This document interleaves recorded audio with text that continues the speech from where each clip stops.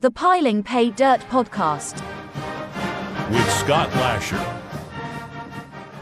Welcome back to the Paydirt podcast. Last week's games were super fun to watch. Florida State pulled out an OT victory over Clemson, covering the spread in an absolute thriller. Alabama was able to right the course against Ole Miss, winning that game 24-10. And Notre Dame was unable to hold on to a late lead, losing the game to Ohio State on a walk-off touchdown, creating an instant classic in the process. Honestly, that Florida State game was one of the best I've watched in recent memory, and the Notre Dame game was an absolute thriller in its own right. I knew last week's games were going to be fun, but wow, what a week. That was awesome. Now week 5 is around the corner. Things are starting to take shape in the college football world. Players and coaches are in mid-season form. New faces are starting to look familiar. And we have a solid slate of games to indulge in this Saturday. I'm going to cover 3 games at 3 separate time slots, one at noon, one at 6 o'clock, and one at 7:30. The first game is going to be the Florida Gators and the Kentucky Wildcats. Then at 6, we have Ole Miss versus LSU. And then at 7:30, we wrap up the night with Notre Dame and Duke. Let's get into the noon game, Florida at Kentucky. This noon matchup is between SEC opponents, and this matchup is very important for each program's seasons going forward. Both teams are 1-0 in conference play. Kentucky is unbeaten on the season, currently 4-0, and the Florida Gators are ranked number 22 despite having a loss on their record at 3-1. A win for Kentucky here not only means they remain unbeaten, but it would likely mean a number next to their name next week. For Florida, a win here keeps them on course after they had problems getting out of the gate with a loss in week 1 to Utah. Kentucky is currently the slightest of home favorites at 1 point, and the total is sitting at 44.5 points. So let's break down this matchup, and as always, I'll provide some betting picks at the end. Let's start with Kentucky. Kentucky has been dominated in this matchup for the last 3 decades. Florida won every game from 1986 to 2017, but we may be entering a new era for the Wildcats. They've won 3 of the last 5 meetings, including the last 2, so a win on Saturday will give them 3 wins in a row, and that will make headways into this new era where they're competing with Florida on a consistent level instead of just getting beat down for 30 years straight.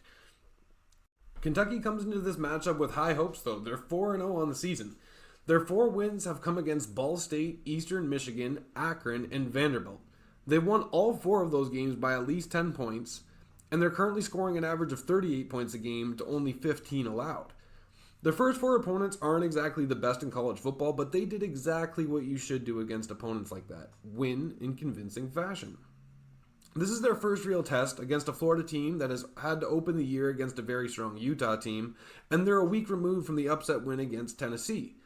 It's fair to say that the Gators are more battle-tested, and that win against Tennessee has to give them loads of confidence heading into this matchup against Kentucky. The offense for Kentucky has been propelled by a strong running game.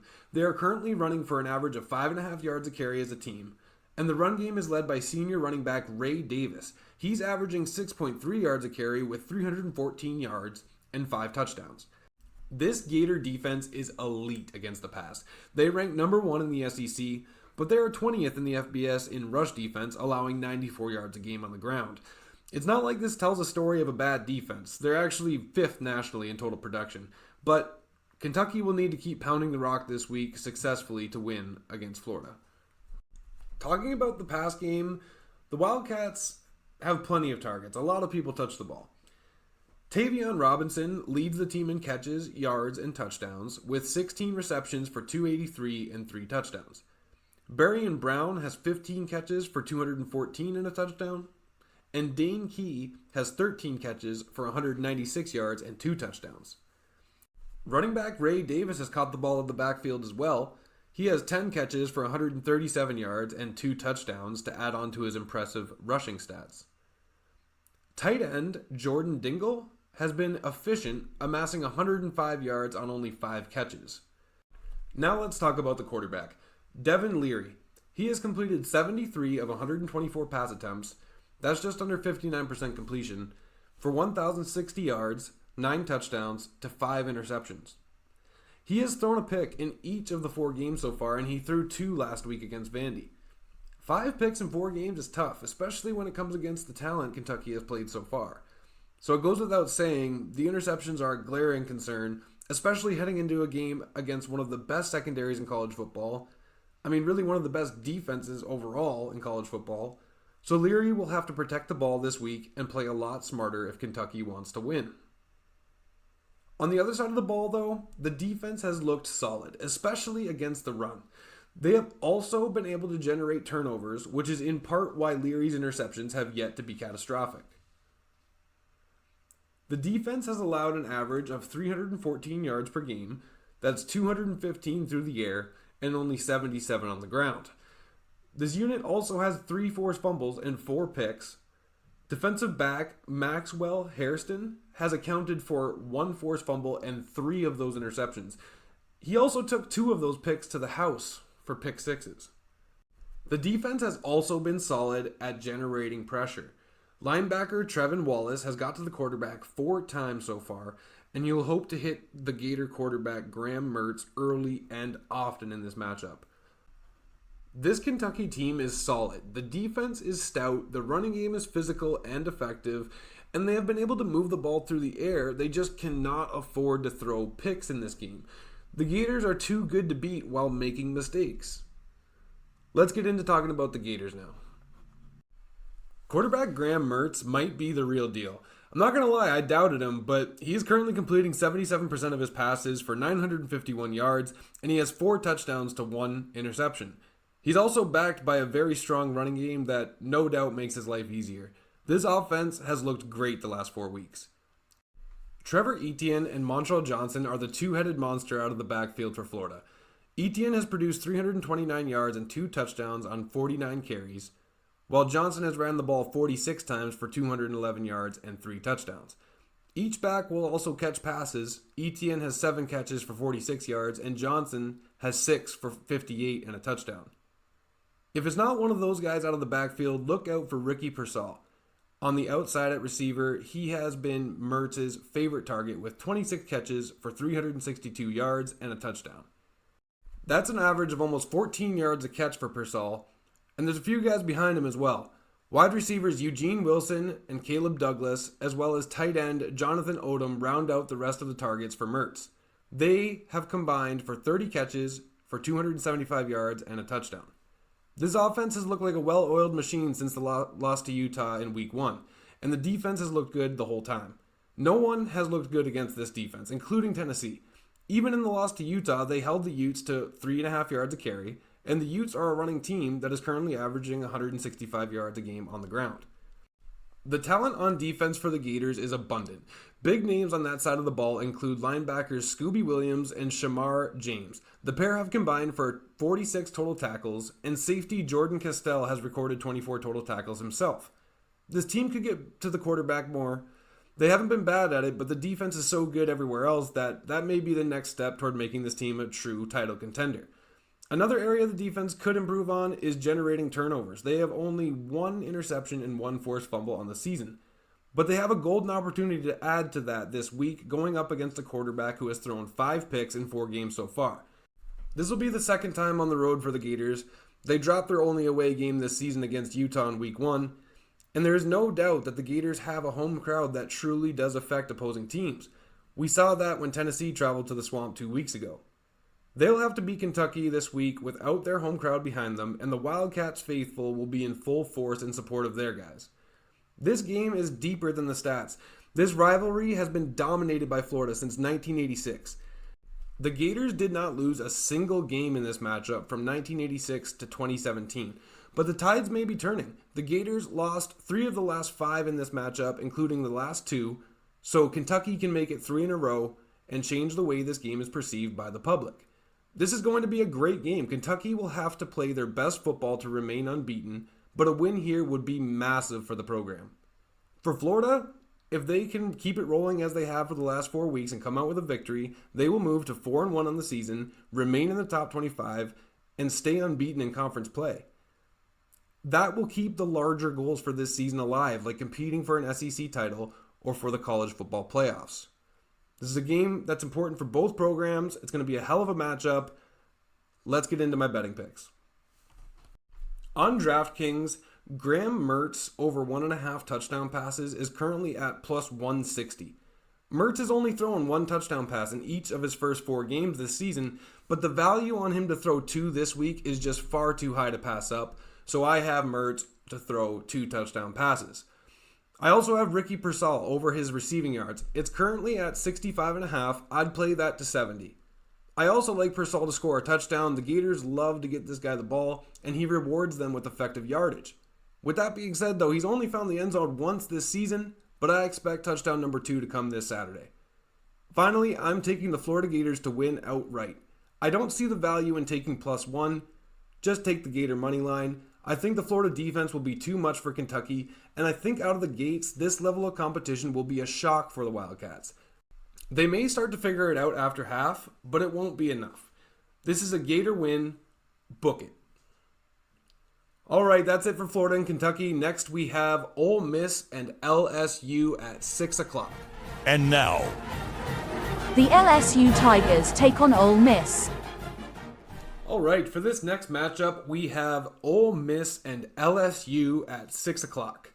I usually pick a 3:30 game for the second game of the day, but this game just could not be ignored. This is likely the game of the week. This matchup is between ranked SEC West rivals, both of which come into this game at 3-1.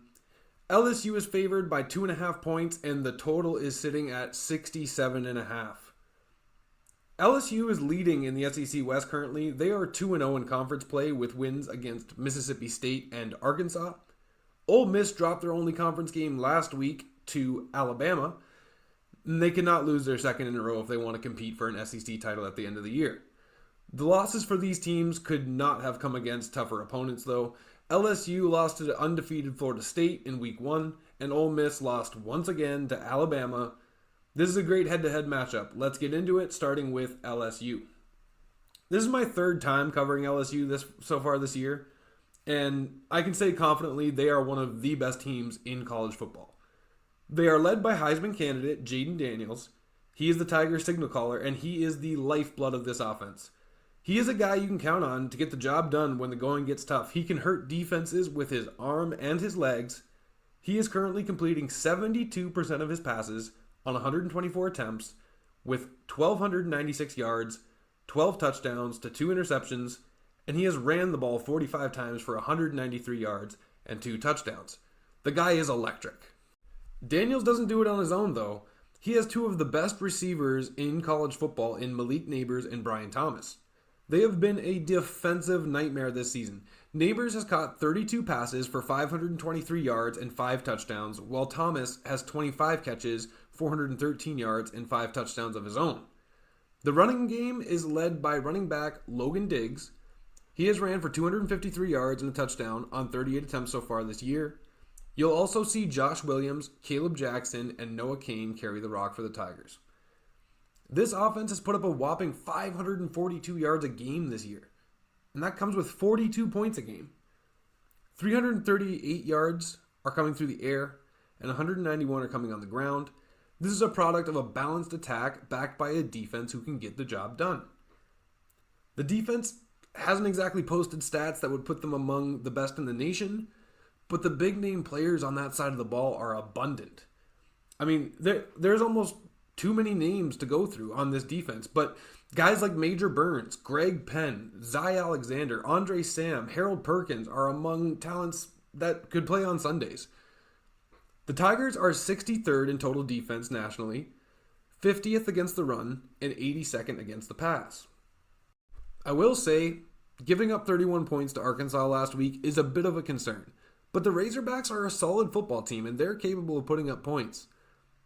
When LSU lost to Florida State, the defense gave up 45 points in that game. So I'm just wondering if this is evidence that when the defense plays a high-powered offense, they give up a lot of points. They can't have that this week because Ole Miss is absolutely a high-powered offense. Let's talk about the Rebels. Ole Miss is coming off a tough loss to Alabama. The Lane Kiffin-led Rebels have had a terrible time against the Tide, and that didn't change last week. Star quarterback Jackson Dart had the worst outing of the season last week. He was unable to throw for a touchdown. He threw an interception, but he did account for the team's only score when he ran one in. Dart is a good quarterback, there's no doubt. He is completing 63% of his passes for over 1,000 yards, 7 touchdowns to 2 interceptions. And he's maybe more dangerous on the ground. He has 219 yards on 44 attempts and 3 touchdowns. I almost feel like it's worth ignoring last week against Bama. The Rebels cannot beat Bama. Kiffin cannot beat Saban. But that doesn't mean that the Rebels are not a good football team. It's just they can't beat the Tide. Ole Miss scored 10 points against the Tide, but are averaging 42 a game this season. The offense is super high-powered, and rarely are they grounded like they were last week. I think the offense will have a bounce-back performance against the Tigers, but will it be enough? Receivers Jordan Watkins, Dayton Wade, and if he is available, Trey Harris, will be Dart's main targets on Saturday. Harris is listed as questionable currently, but Ole Miss will really hope to have his production on Saturday, and I do think he will play. Their running back, Quinshawn Judkins, he has been solid enough, rushing for 201 yards, 4 touchdowns on 57 carries, but Jackson Dart remains the team's leading rusher. Defensively for the Rebels, it's not as bright, but that's not a secret, and it's really not a problem. This team wins with their offensive firepower. The Rebel defense has allowed 378 yards a game this year and 18 points. 226 of those yards came through the air and 125 on the ground. Aside from Bama, their competition has not been the stiffest, but I think it's a tough enough schedule to know who this team is. I mean, they played Tulane, they played Georgia Tech. Those aren't exactly pushover teams, but they're not LSU. Talking about some key players on defense for the Rebels, safeties Trey Washington and John Saunders are among the best safety duos in the nation. They'll have to play a good game on Saturday to limit Jaden Daniels and this Tigers offense. The linebackers for the Rebels are also very solid, and they have a D-line that can cause problems for opposing offenses. If these groups can limit LSU's ability to run the ball and get in the face of Daniels, they absolutely could win this game. Both defenses have shown weakness this year, and both offenses have shown the ability to light up the scoreboard. If both teams play at their best, it should be a high-scoring shootout, but I think it's really going to come down to which of these defenses can rise to the occasion on Saturday and make the bigger plays to stop these high-powered offenses. Regardless, this is going to be a great game with tons of offensive fireworks. Here are my picks. I like Jaden Daniels over 2.5 touchdown passes. That is at plus 130 on DraftKings, and Daniels has not let me down yet, so I'm not passing up on the value there. I also like Brian Thomas over his receiving yards. It's at 69.5 right now. I'd play that to 75. And Brian Thomas is also going to score a touchdown on Saturday, so book him for an anytime touchdown. I also like Jackson Dart to score a touchdown for the Ole Miss Rebels. Book him for an anytime touchdown as well. And now finally, I am backing the LSU Tigers to cover minus 2.5 in this game. I think the LSU defense will make enough plays to allow for its offense to outscore Ole Miss. And as much as I expect this to be a close game throughout, I think LSU is going to do enough, and I have no problem backing them to cover a field goal. That's it for the Ole Miss and LSU game. We have one more game to cover. That one is going to start at 7:30. It is between Notre Dame and Duke. And now, the game of the night. The Fighting Irish take on the Duke Blue Devils. Okay, this last game that I'm going to cover is between Notre Dame and Duke. Duke is the home team this week. It's going to start at 7:30. Notre Dame comes in as 5.5 point favorites, and the total is sitting at 53.5 points. This game is between top 20 opponents. Notre Dame comes in at number 11 with a record of 4-1 after dropping a heartbreaker to Ohio State last week on a walk-off touchdown. For Duke, they're coming in ranked 17, and they are looking great this season. They are 4-0, and man, have they been taking care of business. They beat Clemson in week 1 in convincing fashion, 28-7. They beat an FCS school the following week, 42-7. They beat Northwestern 38-14, and they smacked UConn last week, 41-7.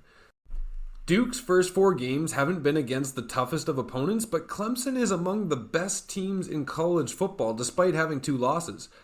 There is not much you can say about the Blue Devils that isn't a compliment, but Notre Dame is on a higher tier than even Clemson this year, so this will be the biggest test so far.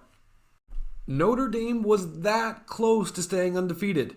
A last-second touchdown stopped them from beating an Ohio State team that is good enough to win the Natty this year. The Irish will be looking for redemption this week, and Duke is looking to prove that they are the real deal. Let's talk about the Irish. In the loss to Ohio State last week, the Irish defense looked great. Ohio State has one of the best offenses in the nation. They likely have the best two receivers in the nation, and Notre Dame held them to 17 points. It really came down to one play from the goal line at the last second. The loss last week is a heartbreaking defeat. There's no question about it. But the Irish know who they are. They know they are a good football team, and they know they have to bounce back this week to leave last week's loss in the rear view and get back to competing for a spot in the college football playoffs. Quarterback Sam Hartman has led this Notre Dame offense in a big way. Last week wasn't the best game for Hartman, but he still completed 70% of his passes for 175 yards and a touchdown to no interceptions. Overall, Sam Hartman has looked great this year, and even with last week's loss, he has a chance for the Heisman Trophy. He is completing 70% of his passes on the year for 1,236 yards, 14 touchdowns, and no interceptions. Behind Hartman is an elite runner in Audric Estime. He has had a great year on the ground, running for 7.5 yards a carry, 591 yards in total to 5 touchdowns. Tackling Estime has a negative effect on the defense. It is just something you do not want to do. It doesn't look fun. It can't be fun. He is big and physical, and he just does not stop coming. Defenses think twice. As far as targets for Hartman, plenty of people touch the ball on this offense, but I'd say Chris Tyree and Jaden Thomas headline the receiver group. Jaden Greathouse has also had a solid year with 12 catches for 166 yards and 3 touchdowns. Mitchell Evans has been good from the tight end spot as well. He has 12 catches for 138 yards. Last week, Hartman needed big plays out of his receivers, and it didn't happen.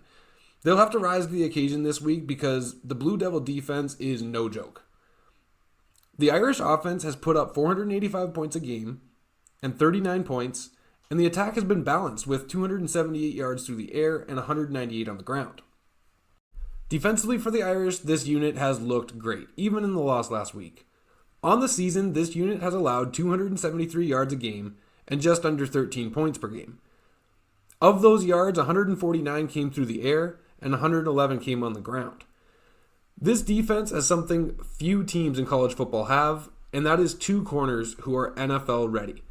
Cam Hart and Benjamin Morrison proved that last week when they held down probably the best receiving core in the country, and the Blue Devil receivers are not even close to the level of the Buckeyes pass catchers. I can't imagine Duke will light up the scoreboard against the Irish after the way they held their own against Ohio State, but the Devils have some firepower of their own and a great defense of their own, so let's talk about Duke. Duke quarterback Riley Leonard showed right out of the gate that he is one of the most dynamic playmakers in the country. In week 1 against Clemson, he was great, and he has continued to be great. He is completing 67% of his passes for 778 yards and 2 touchdowns. But what defenses are more scared of is his running ability. He has ran it for 238 yards on 29 attempts and 4 touchdowns. But it's not just Leonard. Running backs Jordan Waters and Jaquez Moore have each been productive on the ground. Waters has 258 yards and a whopping 7 touchdowns, while Moore has 184 yards and 2 touchdowns. The Blue Devils have another playmaker named Moore, Jordan Moore, the receiver. He has 20 catches for 246 yards and 2 touchdowns. The other leading receiver is wide receiver Jalen Calhoun. He has 20 catches for 258 yards and a touchdown. As a team, the Blue Devils have been able to put up 426 yards a game. That's 224 through the air and 200 on the ground for 37 points per game. This team can absolutely put up points, and this team can absolutely pound the rock. They have 3 different rushers who have all been extremely productive this season, so the Notre Dame defense is going to be challenged to stop this Duke running game and continue to be elite against the pass. I think the Notre Dame defense will make it very hard to pass against them, but Duke is more than capable of winning with their run game. If they can run the ball effectively enough, that could open up the pass game, but I'm not sure if it'll matter. This run game is solid for the Blue Devils. For Duke, The real story here is their defense. They have allowed 287 yards a game, under 9 points a game. 133 of those yards have come on the ground, and 143 have come through the air. The defensive line for Duke is nasty. They can cause problems for an offense before it can get going.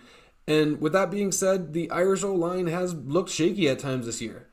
But last week, the Irish O-line looked solid against Ohio State, so maybe they figured it out. They will have to play a good game this Saturday to keep Hartman upright. The Duke defense has also intercepted 4 passes, 2 of which were by corner Miles Jones, and the defense has also forced 3 fumbles in 4 games. This week, Duke is playing a team that does not turn over the ball, though. So if they can get some takeaways, that could be the deciding factor here. Overall, both of these teams are really good. The defenses are stout, the offenses are dynamic. Duke will have their home crowd behind them for this game, under the lights, and they will do their best to will their team to win in a very tough situation against Notre Dame. If Duke can win this game, they will be underrated no more. This will put Duke on the map as a serious contender, whereas right now they are flying under the radar with an unbeaten record. Duke has a serious chance to compete with Florida State for the ACC title this year, but what is interesting to me is Notre Dame's history against ACC opponents. Since 2017, Notre Dame is 33-1 against ACC opponents. So can Duke make it 33-2 this Saturday? We'll see, but here are my picks. I like Notre Dame running back Audric Estime to run for over his rush yards. It is currently at 89.5. I'd play that to 95.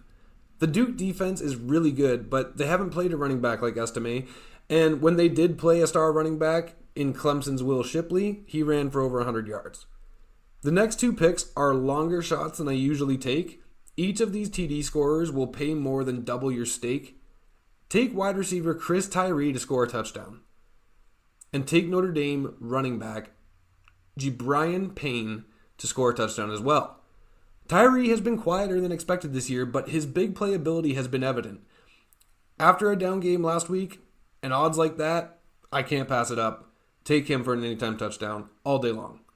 For Payne, this may be a case of overthinking it a bit, but running backs have scored on receptions out of the backfield against Duke on 2 occasions this season, and I know that doesn't seem like a lot, but they've only given up 5 touchdowns. Payne is the leading receiver for Notre Dame as far as running backs go, and I think he'll hit Paydirt this Saturday. Finally, I am taking Notre Dame to cover -5.5. I'd play it to -6.5. This Duke team is wildly underrated, and I understand that. The defense is awesome, and the run game is effective, but I honestly think the Notre Dame defense is even better. And I would take a Hartman-led offense over a Riley Leonard-led offense any day of the week.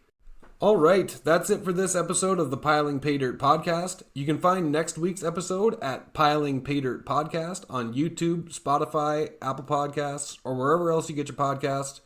See you next week. Enjoy the games. Have a great weekend.